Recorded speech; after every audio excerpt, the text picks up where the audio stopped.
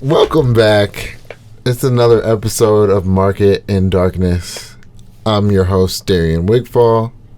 I'm Jelani Buchanan. And it's a beautiful day, man. I've been learning a lot. I had a good day at basketball. We shoot this on the day that I play basketball, so like I love that I can talk about that all the time. Yes, indeed. How did you do this week? I did pretty good. I think it took me 3 or 4 times to get my 7 out of 10. The first one felt really good. I hit like 5 in a row, and then it just kind of fell off. But it happens, man. you can get out there and you're like ready, and you're hitting. But the visualization thing, man, is the key. How's that part working for you? It's working. So it's not just the free throws. Like even the 3-pointers now, I'm starting to do the visualization piece with those, and I'm noticing a difference. It guides my body in a different way. You know what I mean? Like I was telling you, like we were talking about earlier, having that intention after writing it down makes a difference in your whole being. You know what I mean? Absolutely. And once you set that intention, it changes things. It changes the ether around you, and it changes, the world and the universe. And so the ball's always just a little bit closer. It may not go in when every time I visualize, but if I don't visualize, it's usually way off. If I'm visualizing, it's like in and out, or like real, like off the backboard and close.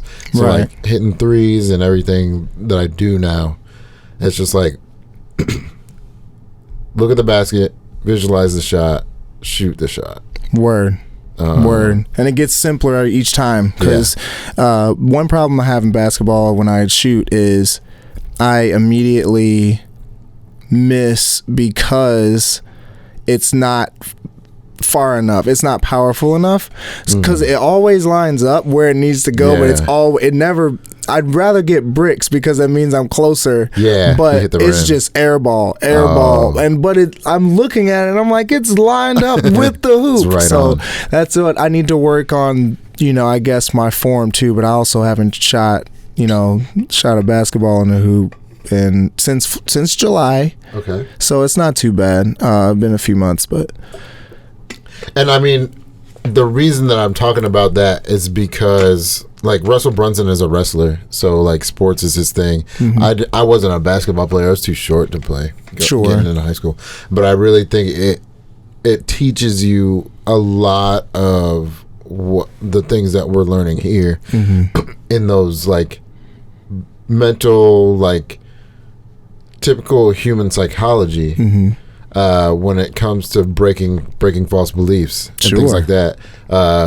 Breaking false beliefs is believing you can do it first before you even attempt to do the thing. And that's what I'm talking about when I'm talking about visualization of shooting the basketball.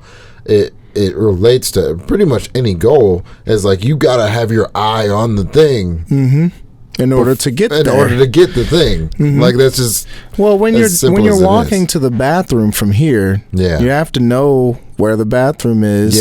You have to know that you have to walk through this door to get out of this room, walk through a hallway, turn right, and then go through another door. Then there's the bathroom. But even when you're in the bathroom, you still haven't done what you needed to do when you got in the bathroom. So then you find where the toilet is. And then you get there. After you use it, then you flush it. Some people don't. That's gross, but whatever. I hope you do. And you wash your hands, especially because it's COVID right now. Exactly. That's why we got these. Precisely right. So, my point is, you got to know where, you got to see the bathroom. And what he's talking about right now, folks, is planning it out and understanding the steps that you need to take. Now, maybe the first time you go to the bathroom, you don't know all the steps that you need to take. If you don't know where it is, what do?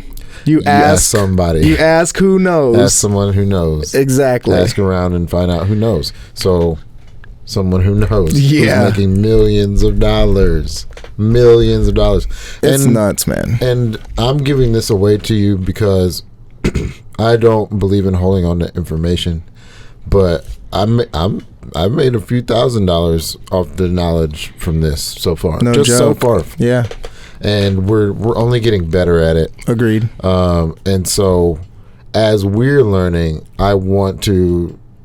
give that knowledge to other people so that we can discuss it and you can use it in your own business, in your own marketing practice, and things like that. So today we're talking about Expert Secrets. This is the second book in the Secrets trilogy by Russell Brunson. Earlier we discussed .com secrets, of course. And today we're in section 2, which is about creating belief. And that's, again, back to the visualization. You got to believe you can make the shot before you take the shot. You got to believe, as Parappa would say. But yeah, classic video games. Kick punch. It's all in the mind. Yeah, we'll get into it. Sorry, so section 2. Section 2 is actually divided into 4 secrets, but there also is a brief intro to section 2. So section 2 is called Creating Belief. Secrets 7 through 10. Secret number 7 is the Epiphany Bridge.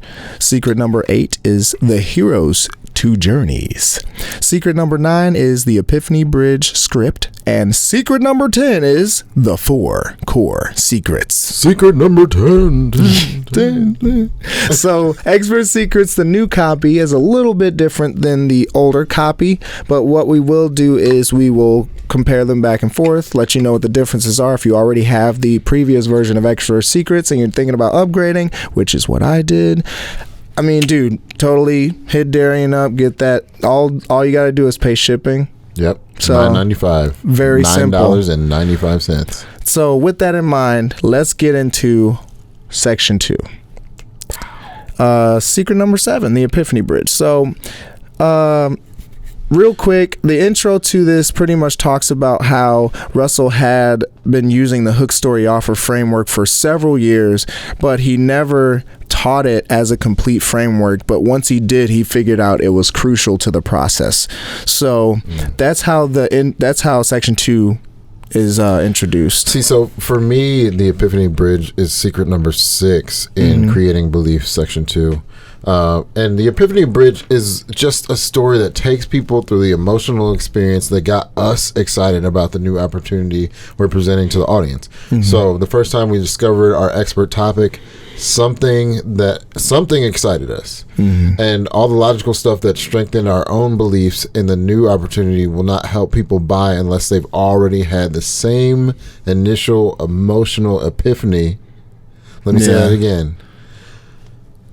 Our own beliefs, all the logical stuff that strengthen our own beliefs in the new opportunity will not help people buy unless they've already had the same initial emotional epiphany that we had. That's true. And our job is to learn how to tell these stories in a way that will lead people to epiphany, and the people will do the rest. Yep. It's that simple. Yeah. It's really just effective storytelling, and some of the things that Russell Brunson uses as an example, it's like if you don't know how to tell a story, use the kind of like bridge, right? So I started off talking about basketball, right? You did. But I said it's kind of like what Russell Brunson talks about in these books in creating belief, or even just talking about him being a wrestler, relating those two sports things directly. How to go to the bathroom. Exactly. It's kind of like going to the bathroom. So you can relate almost anything unless it's just like completely incompatible. And then there's another one where it's like, how does it feel? Is there an emotion in your story? If not, add it in.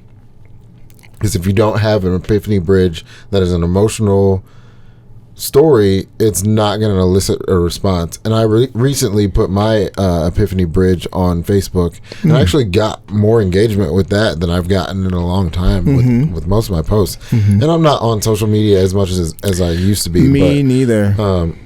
Strictly professional at this point. Yeah, like, I mean, pretty much. I mean, I'll surf and then, I'll be on. But yeah, go on.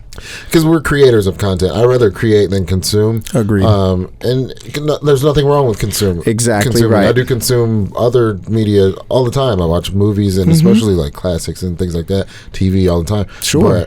But I'd rather be in a creative mode more often than I'm consuming. Agreed. But the Epiphany Bridge is basically to help people have the same epiphany that you did to get you to the vehicle that you're providing them.